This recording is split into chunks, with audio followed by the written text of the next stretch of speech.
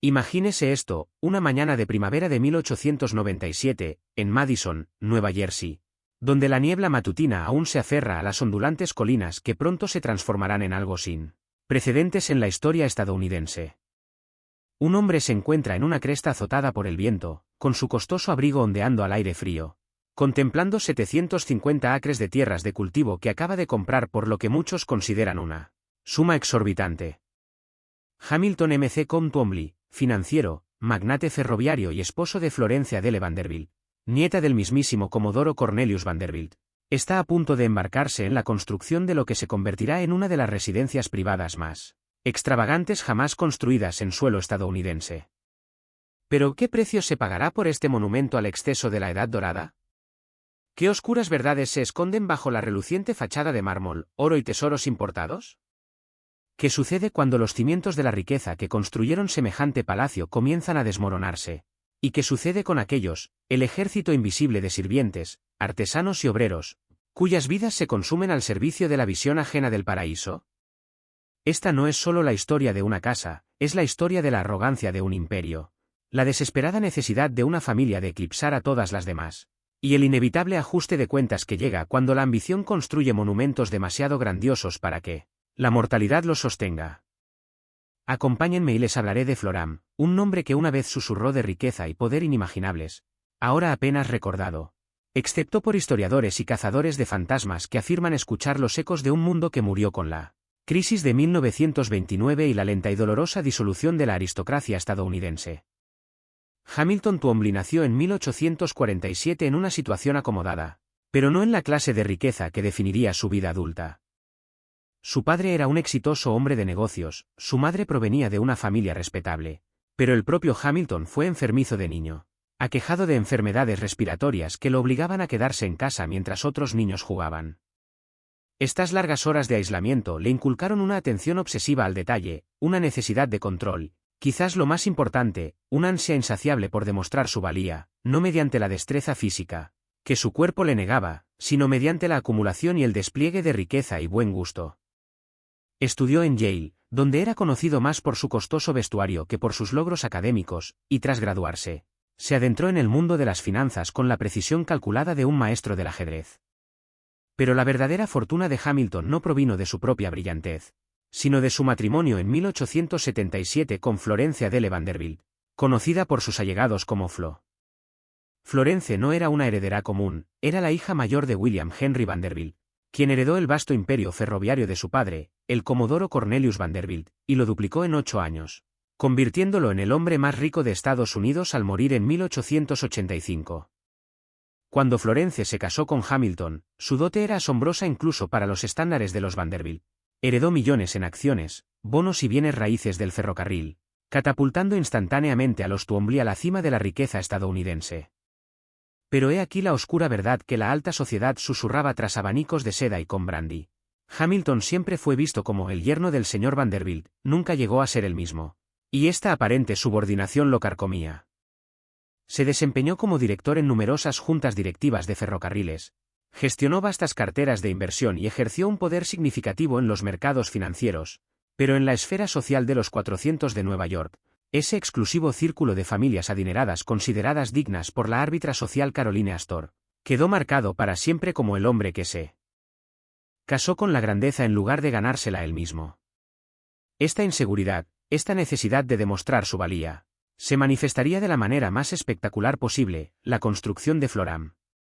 La decisión de construir Floram se tomó a mediados de la década de 1890, durante lo que los historiadores ahora llaman el cenit absoluto de la Edad Dorada, ese periodo entre el final de la Guerra Civil y el comienzo de la Primera Guerra Mundial, cuando el capitalismo industrial creó fortunas de una escala sin precedentes y los millonarios estadounidenses compitieron en ostentosas exhibiciones de riqueza que harían sonrojar a los emperadores romanos.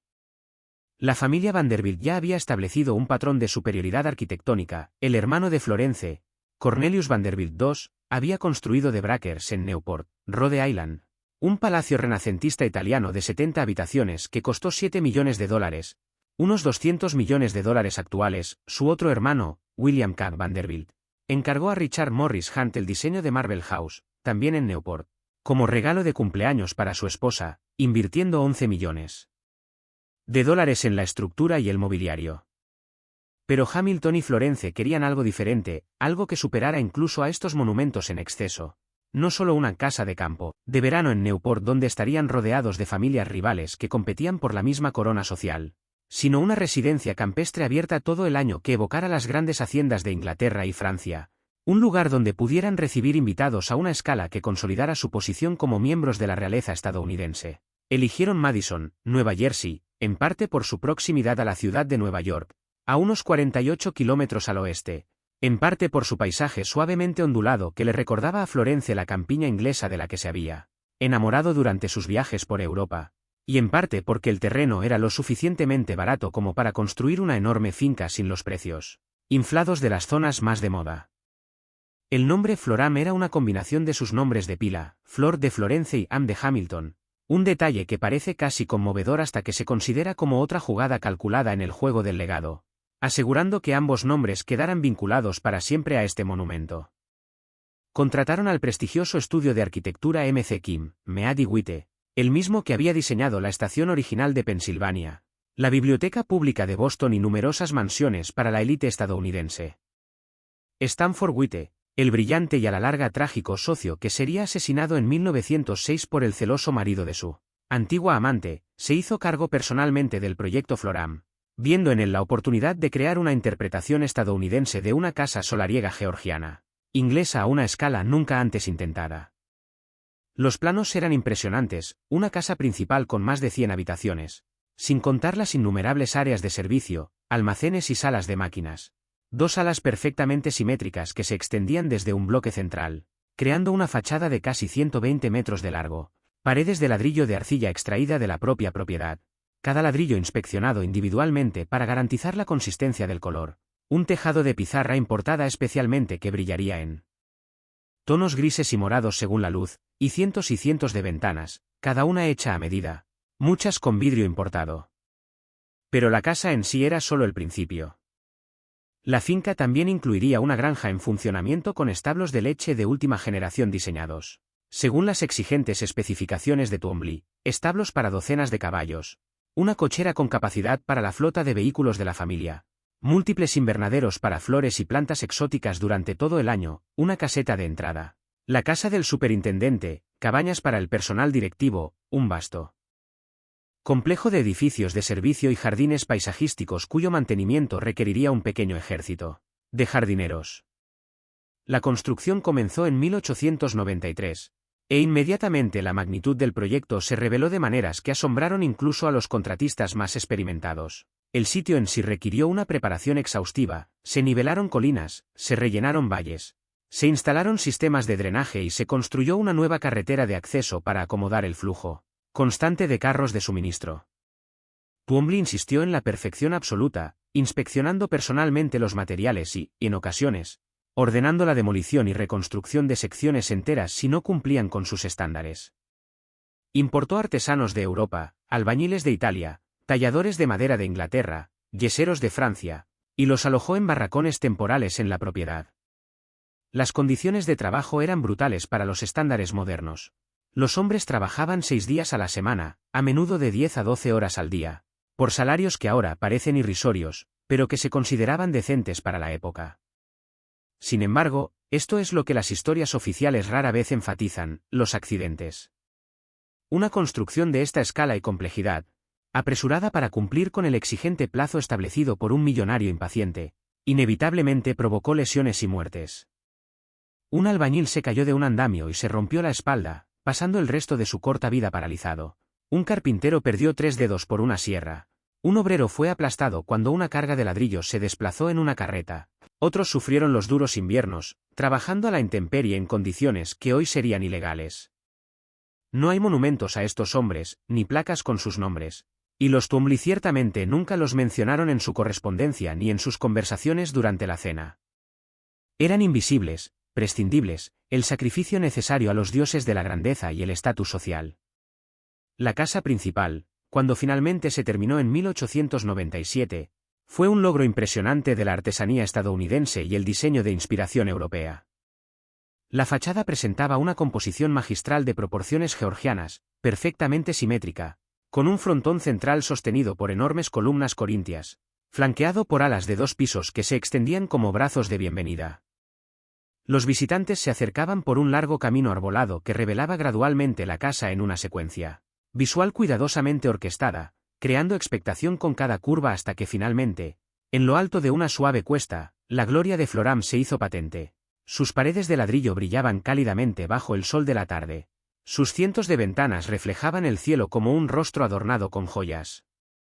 El vestíbulo marcó la pauta de todo lo que siguió, un vasto espacio de 2 plantas, con suelo de mármol blanco y negro dispuesto en un patrón geométrico que deslumbraba, paredes revestidas de caoba tallada importada de Honduras y, en lo alto, un techo pintado con motivos clásicos por un maestro italiano que pasó 6 meses de espaldas, de estilo renacentista, dando vida a escenas mitológicas.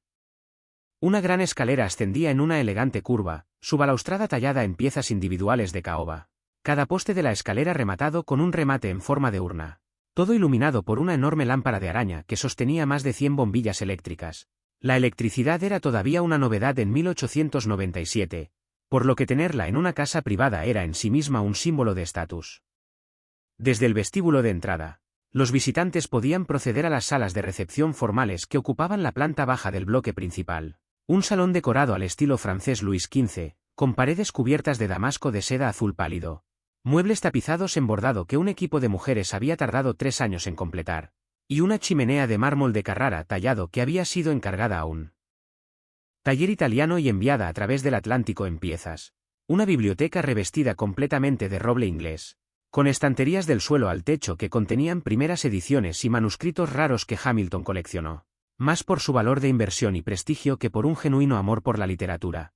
Una sala de música con una acústica cuidadosamente diseñada por un especialista, que albergaba un piano de cola Steinway, múltiples asientos para conciertos íntimos y vitrinas para la colección de instrumentos musicales antiguos de Florencia, y la pieza clave, el salón de baile, que ocupaba gran parte de un ala y tenía capacidad para 200 invitados, con paredes de mármol de Siena, suelo de parqué de 9 maderas diferentes dispuestas en un patrón de rayos de sol y puertas francesas que daban a una terraza con vistas a los jardines formales. El comedor era un estudio de calculada magnificencia, diseñado no solo para alimentar a los invitados, sino para abrumarlos con la riqueza y el buen gusto de los Twombly. La mesa, completamente extendida, tenía capacidad para 40 personas y estaba servida con porcelana encargada a Limoges. Cada pieza lucía el escudo de armas Twombly que Hamilton había diseñado, sin importar que la familia no tuviera linaje aristocrático real en Estados Unidos. Simplemente se podía encargar un escudo de armas y reclamarlo como ancestral, cristal de Baccarat que reflejaba la luz de otra enorme lámpara de araña y proyectaba prismas arcoíris sobre los manteles de damasco, y cubiertos de plata que llenaban toda una bóveda en la despensa del mayordomo, requiriendo 2 lacayos solo para traer las soperas y bandejas para una cena formal. Las paredes estaban adornadas con pinturas que Hamilton y Florence habían adquirido durante sus viajes por Europa. No necesariamente por amor al arte, sino porque tener viejos maestros en las paredes era propio de los millonarios cultos. Algunas eran auténticas, compradas a aristócratas europeos empobrecidos que vendían reliquias familiares. Otras eran copias artesanales que los Twombly quizás sabían o no que eran falsificaciones. Todas ellas cumplían el mismo propósito: demostrar que los Twombly poseían la riqueza y los contactos necesarios para adquirir tales tesoros.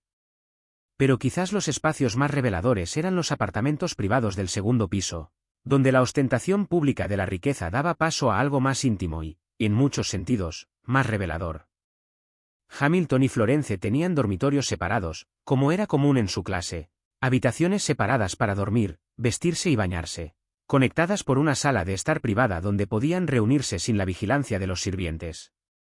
Las habitaciones de Florence estaban decoradas con un delicado estilo femenino, en tonos pastel y florales, y el baño contaba con una bañera de mármol hundida, grifería dorada y agua corriente fría y caliente, todavía un lujo en 1897. Su vestidor estaba repleto de armarios y cajones para su enorme guardarropa. Era conocida por encargar docenas de vestidos a París cada temporada, muchos de los cuales usaba solo una vez antes de desecharlos, e iluminado por grandes ventanales orientados al sur que captaban la mejor luz natural para maquillarse y evaluar el efecto de su tocador. Las habitaciones de Hamilton eran más masculinas y austeras, paneles de madera oscura, muebles de cuero y un enorme escritorio donde pasaba horas cada mañana revisando informes financieros y Correspondencia de sus diversos negocios. Su baño estaba equipado con lo último en fontanería moderna, incluyendo una ducha, un invento relativamente nuevo que muchos aún veían con recelo, prefiriendo la bañera tradicional. Estos espacios privados revelan algo importante sobre el matrimonio de los Twombly. Fue, según todos los relatos contemporáneos, afectuoso pero no apasionado. Una unión de beneficio mutuo y compañerismo genuino, pero no el gran amor romántico celebrado en las novelas. No tuvieron hijos, lo cual fue motivo de silenciosa tristeza para Florence y quizás de alivio para Hamilton, quien nunca había mostrado mucho interés en la vida familiar y a quien le preocupaba que los hijos solo complicaran la disposición de su fortuna. Las suites para invitados, de las que había más de una docena, variaban desde lo meramente lujoso hasta lo más opulento, cada una decorada en un estilo diferente: imperio francés, Tudor inglés, renacimiento italiano, lo que permitía a los huéspedes elegir su ambiente estético preferido. Cada suite incluía un dormitorio, una sala de estar y un baño privado. Un nivel de comodidad y privacidad extraordinario para la época, diseñado para que los huéspedes sintieran que alojarse en Floram era una experiencia de privilegio incomparable. Pero esto es lo que los visitantes no vieron, lo que nunca debieron ver: la vasta infraestructura de servicios que hacía funcionar este palacio del ocio. Bajo las plantas principales, y tras puertas cuidadosamente disimuladas, se extendía un laberinto de pasillos de servicio, talleres, almacenes y dependencias para el personal que ocupaban casi tanto espacio como las zonas comunes, pero estaban diseñados para ser completamente invisibles para los Twombly y sus invitados. El complejo de cocinas por sí solo era una maravilla de eficiencia industrial. Una cocina principal con 3 enormes hornillas de carbón, cada una de las cuales requería la atención constante de las criadas, que comenzaban sus turnos a las 5 de la mañana para tener el fuego listo para la preparación del desayuno. Una pastelería donde un dedicado pastelero y 2 ayudantes creaban los elaborados postres, imprescindibles para las cenas formales. Un lavadero donde un ejército de criadas lavaba platos, ollas y sartenes en agua hirviendo, con las manos rojas y en carne viva por la constante inmersión. Una despensa para almacenar productos perecederos, refrigerada por bloques de hielo que se entregaban a diario y bajaban al sótano por musculosos hieleros. Almacenes secos para productos básicos, una bodega con miles de botellas, cada una cuidadosamente catalogada y mantenida a temperaturas precisas, y una despensa de mayordomo donde se limpiaba, contaba y guardaba la plata cada noche. Los pasillos de servicio eran deliberadamente estrechos y sencillos, pintados con los colores de la institución, diseñados para permitir que los sirvientes se movieran con rapidez y eficiencia, sin ser intrusivos. Puertas estratégicas ocultaban estos pasajes de las habitaciones principales, y los sirvientes estaban entrenados para escuchar antes de salir, asegurándose de no interrumpir accidentalmente una conversación privada ni sobresaltar a un invitado. Las habitaciones del personal en los pisos superiores eran espartanas en comparación con el resto de la casa. Habitaciones pequeñas, a menudo compartidas por 2 o más sirvientes, con sencillas camas de hierro, muebles de madera sencilla y decoración minimalista. Había una clara jerarquía incluso entre los sirvientes: el personal de mayor antigüedad, como el mayordomo, el ama de llaves y la doncella de Florence, tenía habitaciones privadas y el personal subalterno se dirigía a ellos solo por su nombre de pila, o, a menudo, simplemente por nombres genéricos como Mary para todas las criadas, independientemente de sus nombres reales. Y el personal externo, como los jardineros y los mozos de cuadra, se alojaba en edificios separados y se consideraba de un estatus aún inferior. Gestionar Floram requería una plantilla de aproximadamente 60 personas a tiempo completo durante la temporada social y nunca menos de 40, incluso durante los meses de poca actividad. Un mayordomo que supervisaba a todos los sirvientes varones y gestionaba la bodega y el comedor. Un ama de llaves que gestionaba a todas las empleadas domésticas y mantenía el inventario de los suministros del hogar. La doncella de Florence, que atendía sus necesidades personales y era responsable de su vestuario. El ayuda de cámara de Hamilton, que desempeñaba funciones similares para él. Un chef con formación en cocina clásica francesa que dirigía la cocina con autoridad tiránica. Múltiples ayudantes de cocina y ayudantes de cocina, criadas que limpiaban las interminables habitaciones, quitaban el polvo de los miles de objetos y cambiaban la ropa de cama, lacayos que servían la mesa, abrían las puertas y realizaban diversas tareas para la familia, lavanderas que lavaban, planchaban y remendaban el flujo constante de ropa de cama y ropa, un jardinero jefe que supervisaba el mantenimiento de los terrenos e invernaderos con un equipo de jardineros subordinados, mozos de cuadra y mozos de cuadra para los caballos, un cochero y posteriormente, un chofer cuando se incorporaron automóviles a la finca, y varios otros empleados especializados, incluyendo una secretaria, ingenieros para el mantenimiento de los sistemas mecánicos y trabajadores de la finca que mantenían la granja en funcionamiento. ¿Cómo era la vida para estas personas invisibles que hacían funcionar Floram? Podemos reconstruirlo a partir de los registros de las propiedades, las memorias de los sirvientes de hogares similares y alguna carta o entrada de diario que se haya conservado. Sus días comenzaban temprano, a menudo antes del amanecer, y terminaban tarde, con horarios dictados enteramente por las necesidades y caprichos de la familia y sus invitados. La jornada de una criada podía comenzar a las 5:30 de la madrugada, cuando se escabullía por la silenciosa casa encendiendo fuegos en los dormitorios para que estuvieran calientes. Cuando la familia se levantara, subiendo pesados cubos de carbón por varios tramos de escaleras, intentando terminar este trabajo sucio antes de que nadie la viera, y luego regresaba a sus aposentos para lavarse el polvo de carbón de las manos y la cara antes de comenzar sus rondas de limpieza. Las comidas se tomaban en el salón de servicio, una habitación grande pero sencilla en el sótano, con una distribución estricta de los asientos que reflejaba la jerarquía, el personal superior a la cabecera de la mesa, el personal subalterno al pie, y todos comían en silencio o casi en silencio a menos que el mayordomo o el ama de llaves les diera permiso específico para hablar. La comida era en general buena, una ventaja de trabajar en una casa adinerada, aunque desde luego no los elaborados platos que se servían en el piso de arriba. Había escasos medios días libres, quizá uno a la semana si el horario de la casa lo permitía, en los que los sirvientes podían ir a Madison Village, asistir a un servicio religioso o simplemente dormir. Se desaconsejaban las relaciones románticas y a menudo se prohibían, especialmente para las mujeres, que podían ser despedidas de inmediato si se descubría que hacían compañía a un hombre. El embarazo era motivo de despido inmediato sin referencias, lo que ponía fin a la carrera de una sirvienta y a menudo obligaba a mujeres desesperadas a la pobreza o la prostitución. La carga de trabajo era incesante, las exigencias físicas brutales y la vigilancia constante, agotadora. El personal superior vigilaba al personal subalterno, y la familia vigilaba a todos, creando un ambiente de paranoia donde cualquiera podía ser despedido por la más mínima infracción o incluso, simplemente porque su rostro ya no le agradaba a la señora Twombly. Sin embargo, muchos sirvientes permanecieron durante años, incluso décadas, porque a pesar de las dificultades, el empleo en una casa como la de Floram ofrecía relativa estabilidad, cierto prestigio. Trabajar para un familiar de Vanderbilt era una marca de distinción entre los sirvientes, y, para algunos, sobre todo para quienes ocupaban puestos directivos, salarios inigualables. Pero seamos claros sobre lo que esto realmente era. Un sistema de explotación de clase que otorgaba a las familias adineradas un poder absoluto sobre la vida de los trabajadores con pocas opciones.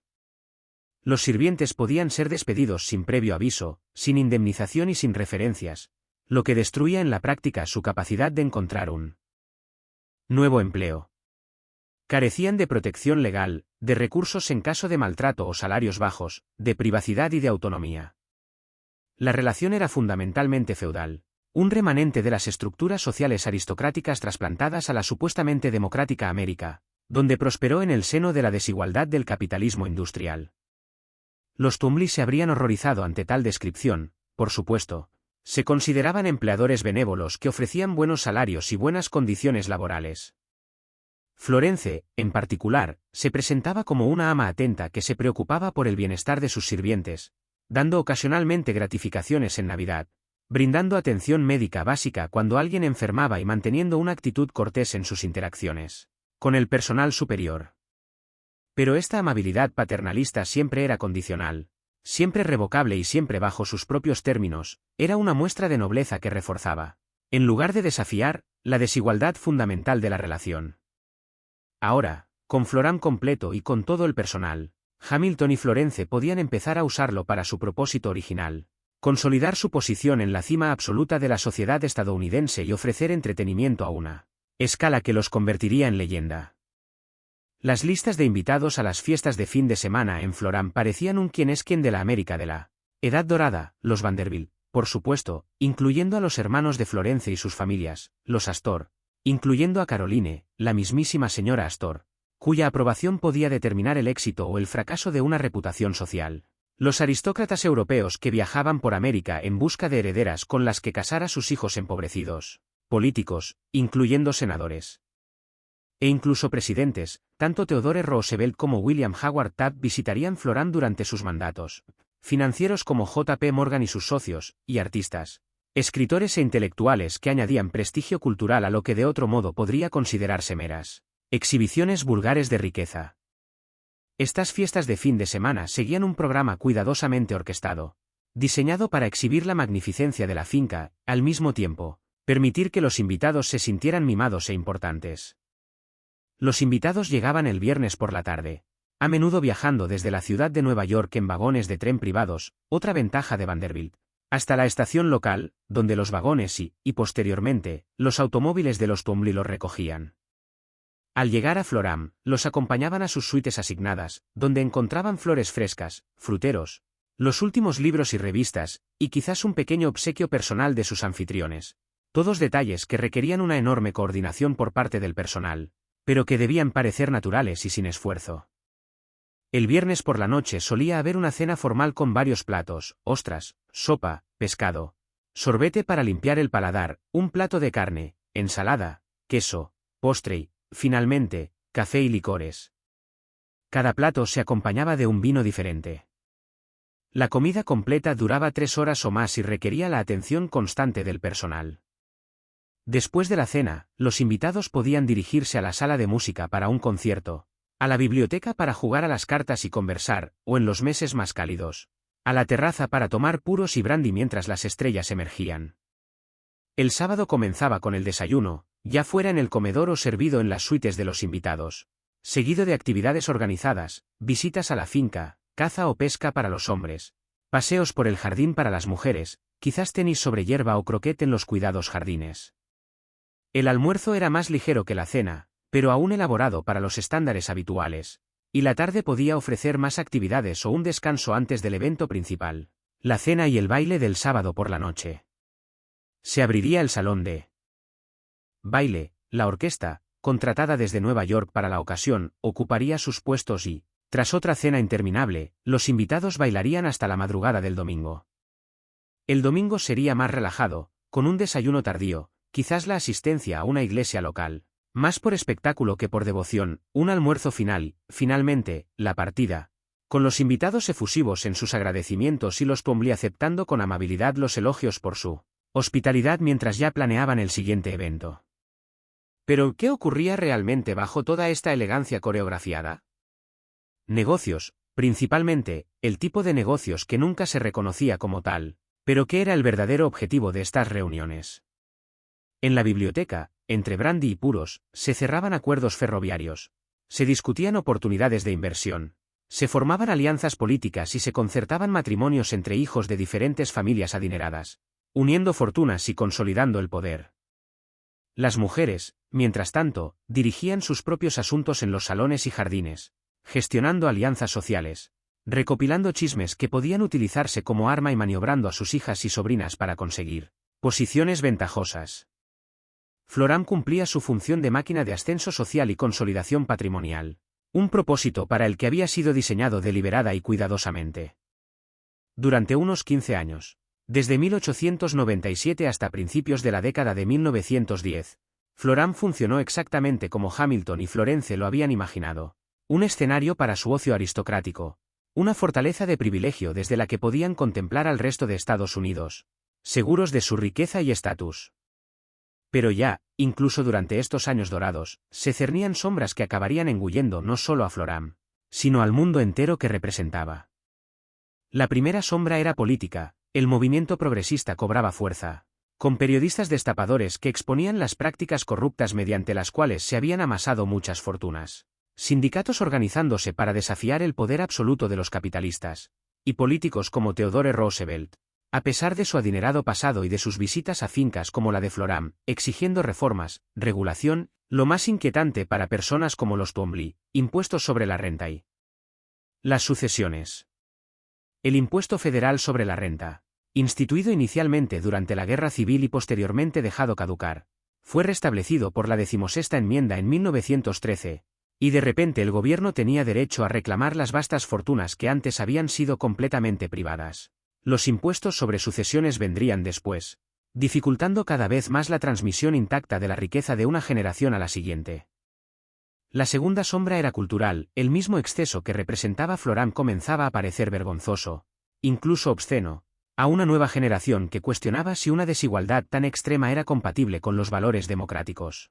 Escritores y críticos sociales articulaban una crítica devastadora de la plutocracia de la Edad Dorada, la teoría de la clase ociosa de Thorstein Veblen, publicada en 1899, introdujo el término consumo ostentoso para describir exactamente lo que hacían los Twombly y sus pares. Y el término no pretendía ser un cumplido. La tercera sombra era personal. Hamilton y Florence estaban envejeciendo, ambos padecían diversas dolencias, y no tenían hijos que heredaran Floram y continuaran su legado. Florence estaba particularmente preocupada por esto, ya que veía crecer a los hijos de sus hermanos y se dio cuenta de que la línea familiar Twombly terminaría con ella. Y Hamilton. Hablaron de la adopción, pero Hamilton no mostró mucho entusiasmo y no se llegó a nada. Esto dejaba la pregunta, ¿qué sería de Floram cuando ellos ya no estuvieran? La cuarta y más catastrófica sombra era económica y geopolítica. La Primera Guerra Mundial se estaba gestando en Europa, y aunque pocos estadounidenses la anticiparon en los tranquilos veranos previos a 1914, esa guerra destrozaría el orden mundial sobre el que se había construido la Edad Dorada. Destruiría la ilusión de progreso y estabilidad perpetuos, e inauguraría una era de violencia y agitación que acabaría arrasando con la mayor parte de las grandes fortunas y patrimonios de la preguerra. Cuando estalló la guerra en agosto de 1914, al principio parecía un problema europeo lejano que incluso podría beneficiar a los intereses comerciales estadounidenses. De hecho, las inversiones de los Twombly en empresas proveedoras de material bélico resultaron enormemente rentables en los primeros años. Pero a medida que la guerra avanzaba, volviéndose cada vez más brutal y totalitaria, se hizo evidente que algo fundamental había cambiado.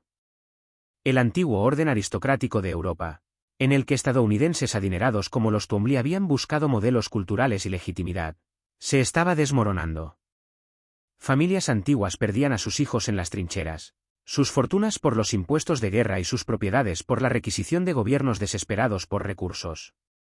Cuando Estados Unidos entró en la guerra en 1917, el impacto se volvió más personal. Jóvenes de Madison y alrededores fueron reclutados y enviados a Francia, incluyendo algunos de las familias del personal de Floram, y la propia finca se vio afectada por el esfuerzo de movilización, con Hamilton haciendo sustanciales contribuciones voluntarias a las campañas de bonos de guerra y Florence organizando eventos benéficos para apoyar a las tropas. Pero el verdadero impacto llegó después de la guerra, en la década de 1920, cuando se hizo evidente que el mundo de antes de la guerra nunca volvería. La economía se vio trastocada, el orden social se encontraba en constante cambio, y nuevos valores culturales que enfatizaban la modernidad, la democracia y la informalidad estaban reemplazando las rígidas jerarquías y los elaborados protocolos de la Edad Dorada. Florence falleció en 1920, y la pérdida devastó a Hamilton. La había amado sinceramente, quizá no con pasión juvenil, sino con el profundo afecto de camaradería de los socios que han construido una vida juntos, y su muerte lo dejó solo en la enorme casa que habían creado como un proyecto compartido. Continuó manteniendo Floram durante algunos años, pero no le importaba, las fiestas cesaron. Rara vez se invitaba a invitados, y la casa comenzó a sentirse como un mausoleo, con sus vastas salas resonando con recuerdos de un esplendor desaparecido. El propio Hamilton falleció en 1929, pocos meses antes del desplome de la bolsa que habría devastado incluso su vasta fortuna. Su muerte marcó el fin de una era, y la cuestión del destino de Floram se volvió urgente. El testamento de Hamilton dejó la mayor parte de su patrimonio a varios sobrinos y sobrinas de la familia Vanderbilt, pero ninguno de ellos quería Floram, era demasiado caro de mantener, demasiado anticuado para el nuevo siglo, una reliquia de un pasado desacreditado. La finca se puso a la venta, pero en plena depresión, ¿quién podía permitirse un lugar así? Y aunque pudiera, ¿quién lo querría? Floram permaneció vacío durante varios años, un palacio fantasma atormentado por su propia historia. Mientras los muebles se vendían gradualmente en subasta, las obras de arte se dispersaban y la plata y la porcelana se guardaban. El personal fue despedido, la mayoría sin pensiones ni previsión para el futuro. Sus décadas de servicio terminaban con un último sueldo, y con suerte, una breve carta de recomendación. Algunos de los sirvientes mayores, que habían pasado toda su vida adulta en Floram y no tenían a dónde ir, Se enfrentaron a circunstancias realmente desesperadas, terminando en asilos o dependiendo de familiares reticentes, un hecho que no se mencionaba en las páginas de sociedad que antaño narraban con entusiasmo las fiestas de los Twombly. La casa misma comenzó a deteriorarse sin un mantenimiento constante. Aparecieron goteras en el techo, las ventanas se rompieron y no se reemplazaron. El sistema de calefacción falló y vándalos o cazadores de recuerdos entraron para robar cualquier resto de valor. A mediados de la década de 1930, Florám parecía menos un palacio y más una ruina, un testimonio de la fragilidad de la riqueza y la impermanencia de todos los esfuerzos humanos. Pero entonces, en 1937, apareció un salvador inesperado, Fairleigh S. Dickinson, un empresario hecho a sí mismo que había fundado una exitosa compañía farmacéutica y ahora quería crear un legado perdurable. Dickinson adquirió Florám y los terrenos circundantes con un propósito específico: fundar una universidad que brindara oportunidades educativas a estudiantes que de otro modo no tendrían acceso a la educación superior, en particular a estudiantes de clase trabajadora y de primera generación. El simbolismo era casi perfecto: un monumento al exceso aristocrático transformado en una institución de educación democrática, un palacio privado abierto al bien común. El campus de Florám de la Universidad Fairleigh Dickinson se inauguró en 1958 y continúa funcionando hoy en día. La mansión Twombly original sirve como edificio administrativo principal y se han añadido varias estructuras más nuevas para albergar dormitorios, aulas y otras instalaciones. Los estudiantes ahora recorren los mismos pasillos donde antaño los magnates ladrones tramaban sus negocios. Estudian en salas donde antes tocaban orquestas para las debutantes y comen en la cafetería en espacios donde antes los sirvientes se apresuraban a satisfacer todos los caprichos de sus amos. La transformación es profunda y, en muchos sentidos, redentora, una auténtica reutilización que otorga a Florám un nuevo significado y valor social. Sin embargo, la gestión universitaria de Florám no ha estado exenta de controversias y desafíos. La casa original, aunque se mantiene, ha sido alterada, algunos dirían comprometida, por las adaptaciones necesarias para el uso institucional. Particiones instaladas en grandes salas para crear oficinas, baldosas acústicas que cubren techos de yeso ornamentados, iluminación fluorescente moderna que reemplaza las lámparas de araña de época, rampas para discapacitados y ascensores agregados para mejorar la accesibilidad pero interrumpiendo el flujo arquitectónico original. Algunos defensores de la preservación argumentan que la universidad no ha hecho lo suficiente para proteger la integridad histórica de Florám, que los cambios han sido demasiado extensos e insensibles, que lo que queda es más un simulacro que una restauración. La universidad replica que Florám es una institución viva, no un museo, y que la supervivencia de la casa en cualquier forma es un éxito dada la cantidad de propiedades similares que fueron demolidas. Ambas posiciones tienen mérito, y la tensión entre la preservación y la adaptación sigue sin resolverse. Además, existe una pregunta legítima sobre qué historia debería contar Florám. Los materiales promocionales de la universidad tienden a enfatizar la grandeza y el encanto de la Edad Dorada del campus, presentándolo como un entorno pintoresco que realza la experiencia universitaria, lo cual está bien hasta cierto punto, pero corre el riesgo de idealizar una historia profundamente problemática. ¿Dónde están los indicadores que abordan la mano de obra explotada que construyó y mantuvo Florám? ¿Dónde está el reconocimiento honesto de la extrema desigualdad que hizo posibles tales propiedades? ¿Dónde está el reconocimiento de que la fortuna Vanderbilt, de la que provino la riqueza de los Twombly, se construyó sobre prácticas comerciales despiadadas que aplastaron a la competencia, explotaron a los trabajadores y, en ocasiones, tergiversaron o infringieron las leyes? Estas son preguntas incómodas, pero evitarlas significa perpetuar una versión aséptica y fantasiosa de la historia que oscurece el costo humano de la superficie dorada de la Edad Dorada. Algunos académicos historiadores asociados con la universidad han comenzado a abordar estas cuestiones, realizando investigaciones sobre la vida de los sirvientes, documentando la historia laboral de la finca y desarrollando programas educativos que animan a los estudiantes a pensar críticamente sobre el contexto social y económico en el que se creó Florám. Este trabajo es importante y necesario, pero sigue siendo marginal a la identidad y misión principales de la institución. También está la cuestión del acceso y quién puede experimentar Florám hoy en día. Como universidad privada, Fairleigh Dickinson controla el acceso al campus. Y si bien hay visitas y eventos públicos ocasionales, Florám no está abierta al público libremente como, por ejemplo, las propiedades del National Trust. Esto significa que la transformación de Floram de privada a pública es incompleta. Es más pública que bajo el gobierno de los Twombly, sin duda, pero aún restringida principalmente a aquellos que pueden pagar la matrícula universitaria o que son invitados, específicamente a eventos autorizados por la universidad. La ironía es que los donantes adinerados que apoyan a la universidad a menudo visitan Floram y expresan nostalgia por la Edad Dorada, quizás imaginándose como los herederos espirituales de los Twombly, mientras que los estudiantes de clase trabajadora a quienes Dickinson originalmente pretendía servir pueden asistir a clases en el edificio sin conocer jamás su historia completa ni considerar lo que representa. Más allá del propio campus, la influencia de Floram se extiende de maneras inesperadas. El lenguaje estético de la finca, la simetría georgiana, la elegancia europea importada, los paisajes cuidadosamente cuidados, se ha convertido en parte del símbolo visual de la antigua fortuna y las instituciones de élite en la cultura estadounidense. Innumerables películas, programas de televisión y anuncios han utilizado lugares como Floram o decorados inspirados en fincas similares, para simbolizar la riqueza, el poder y el prestigio del establishment.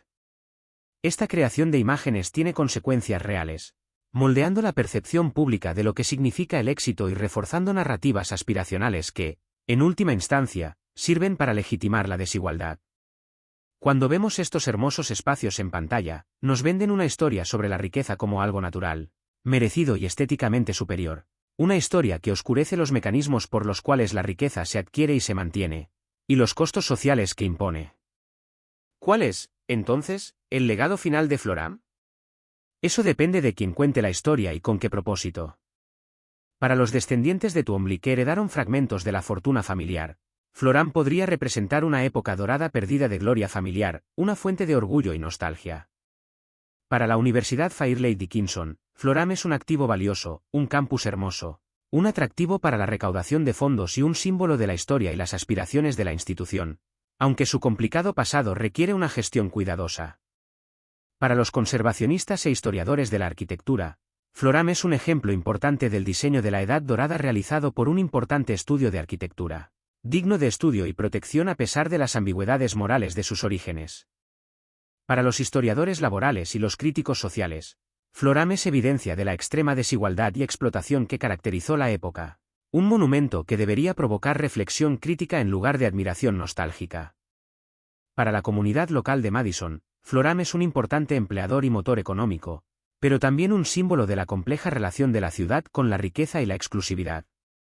Y para los fantasmas, metafóricos, si no literales, de los sirvientes que dedicaron sus vidas al mantenimiento de este palacio, Floram podría representar la injusticia suprema, que sean olvidados mientras que los nombres de Vanderbilt y Twombly aún se recuerdan, que su labor se borre mientras que el lujo que permitió se preserva y celebra. Pero quizás el legado más importante de Floram sea su función de espejo, una superficie que refleja todo lo que le aportamos. Si nos acercamos a él con nostalgia romántica por un pasado supuestamente noble, veremos elegancia y belleza mientras ignoramos la explotación y la desigualdad. Si nos acercamos a él con ira justificada ante los excesos de los ricos, veremos un monumento a la avaricia y la injusticia. Si lo abordamos con curiosidad histórica y pensamiento crítico, podríamos ver algo más complejo, un lugar que encarna tanto la aspiración humana como la debilidad humana, que demuestra tanto lo que somos capaces de crear como lo que somos capaces de ignorar, que nos desafía a considerar la relación entre la belleza y la justicia, entre el lujo privado y el bienestar público, entre la ambición individual y la responsabilidad colectiva. Acompáñenme ahora, una vez más, en esa colina de Madison donde Hamilton Twombly una vez se paró a contemplar sus futuros dominios. Los árboles han crecido, el paisaje ha cambiado y el mundo que hizo posible Floram desapareció hace mucho tiempo. Los estudiantes corren por el terreno hacia sus clases, quizás deteniéndose ocasionalmente para admirar la fachada del edificio o para estudiar a la sombra de los viejos árboles, casi siempre inconscientes de la historia completa bajo sus pies. La historia de Floram es, en última instancia, la historia de Estados Unidos. Una historia de inmensa ambición y creatividad, de cosas hermosas construidas por manos explotadas, de una sociedad dividida entre quienes vivían en palacios y quienes servían en ellos, de la fragilidad incluso de las mayores fortunas y de la posibilidad, por imperfecta que sea, de transformación y redención. Nos plantea preguntas incómodas. ¿Qué estamos construyendo hoy que las generaciones futuras juzgarán con la misma dureza con la que juzgaríamos a Floram? ¿De quién es el trabajo invisible que sustenta nuestras comodidades y privilegios? ¿Qué responsabilidades conllevan la riqueza y el poder? ¿Que perdura más allá del dinero, más allá de los monumentos, más allá del breve destello de una vida humana? Estas preguntas no tienen respuestas fáciles, pero plantearlas es esencial si queremos aprender algo de la historia más allá de una apreciación superficial de la belleza arquitectónica. Floram nos recuerda que nada dura para siempre, ni la riqueza, ni el poder, ni las estructuras sociales que parecen eternas para quienes viven en ellas. Nos recuerda que las casas más imponentes quedan vacías cuando su propósito desaparece, que las fortunas se disipan, que los nombres se desvanecen, y que solo transformando nuestros legados en algo más grande que la gloria personal o familiar podemos aspirar a crear un significado que perdure. Hamilton y Florence Twombly querían construir un monumento a su posición social, un lugar donde fueran celebrados y recordados como aristocracia estadounidense. Lograron construir algo magnífico, pero perdura no como pretendían, no como un santuario en su memoria, sino como una institución educativa al servicio de propósitos que probablemente nunca imaginaron, y como un documento histórico que da testimonio tanto de los logros como de los fracasos de su época. ¿Es una tragedia? Quizás.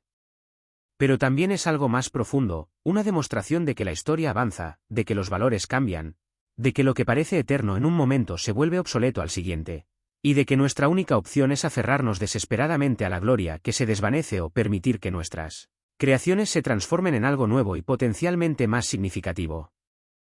La oscura verdad que los muros de Floram podrían revelar, si los muros pudieran hablar, es que toda la riqueza, toda la belleza, todo el cuidadoso posicionamiento social y la búsqueda de estatus que consumieron las vidas de los Twombly, en última instancia, no significaron nada comparados con las vastas fuerzas del cambio histórico. Pero la verdad luminosa, el contrapunto esperanzador, es que algo perduró, no el apellido ni la fortuna, sino la estructura física misma, reutilizada y con un nuevo significado, aún hermosa, aún útil, aún enseñando lecciones, aunque no las que Hamilton y Florence pretendían. Y en esa transformación de exceso privado a institución pública, de fantasía aristocrática a realidad democrática, podríamos encontrar una pequeña medida de redención, alguna sugerencia de que incluso nuestras creaciones más autocomplacientes pueden ser rescatadas y redimidas por generaciones futuras que ven posibilidades que sus constructores nunca imaginaron. Así que la próxima vez que vea una gran propiedad, ya sea en persona o en las imágenes cuidadosamente seleccionadas de riqueza que saturan nuestro panorama mediático, pregúntese, ¿quién la construyó? ¿Quién la mantuvo? ¿Cuánto costó? Y no me refiero solo a dólares. ¿Qué pasó con las personas cuyos nombres no recordamos, pero cuyo trabajo hizo posible tal magnificencia? ¿Y qué quedará cuando el dinero se acabe, la familia sea olvidada y los propósitos para los que fue construida se vuelvan irrelevantes? Estas preguntas importan porque nos obligan a mirar más allá de la seductora superficie de la belleza y la riqueza, hacia las realidades humanas subyacentes, a reconocer que cada gran estructura es también una historia sobre el poder, sobre la desigualdad, sobre las decisiones que toman las sociedades respecto a quién vive en palacios y quién limpia sus pisos. Floram, al final, no se trata solo de una familia o una casa, se trata de todos nosotros, del mundo que heredamos, del mundo que creamos y del mundo que dejamos atrás, de la tensión permanente entre nuestras aspiraciones de belleza trascendente y nuestra capacidad demasiado humana para la explotación y la injusticia, sobre la memoria y el olvido, sobre el peso de la historia y la posibilidad de transformación. Y si somos honestos con nosotros mismos, si realmente escuchamos lo que Floram y fincas similares intentan decirnos, reconoceremos que la historia no ha terminado, que aún, a nuestra manera, seguimos construyendo monumentos a nuestras ambiciones, aún dividiendo el mundo entre quienes reciben el servicio y quienes lo reciben, aún eligiendo entre crear una belleza que incluya a todos y una belleza que excluya a la mayoría, aún decidiendo qué tipo de legado queremos dejar. La tragedia de Floram no es solo que represente un mundo desaparecido, sino que, en muchos sentidos, las desigualdades fundamentales y los compromisos morales que encarnaba siguen con nosotros, luciendo ropa nueva y hablando un idioma diferente, pero operando según la misma lógica brutal que dice que algunas vidas importan más que otras, que la riqueza se justifica a sí misma, que los de arriba merecen su posición y los de abajo deben agradecer cualquier migaja que caiga de la mesa. Hasta que no enfrentemos estas verdades incómodas, hasta que realmente asumamos el costo de las superficies doradas que admiramos, estamos condenados a repetir los mismos patrones, construyendo nuestros propios Florams mientras nos afirmamos que somos diferentes, mejores, más merecedores, hasta que el tiempo y la historia nos demuestren lo contrario, tal como demostraron lo contrario a los Twombly. Esa es la verdadera lección de Floram, la que debería atormentarnos al recorrer sus elegantes salones o admirar sus perfectas proporciones, que la belleza construida sobre la injusticia siempre es frágil, que las fortunas cambian, que los imperios se desmoronan, y que el único legado que vale la pena dejar es aquel que reconoce la complejidad de cómo se logró, que honra a todas las manos que lo construyeron y que sirve a propósitos más amplios que la glorificación de una sola familia o clase. Floram ahora tiene la oportunidad, en su encarnación como institución educativa, de contar su historia completa, no solo el cuento de hadas del glamour de la Edad Dorada, sino la oscura verdad de cuánto costó ese glamour y quién pagó el precio. Queda por ver si asumirá plenamente esa responsabilidad, si nosotros como sociedad exigiremos esa honestidad de nuestras instituciones y de nosotros mismos. Pero las preguntas que plantea Floram no desaparecerán simplemente porque nos incomodan, y los fantasmas de quienes lo construyeron y mantuvieron sin reconocimiento ni recompensa no descansarán hasta que sus historias se cuenten junto con las historias de las familias cuyos nombres están grabados sobre las puertas impresos en los libros de historia.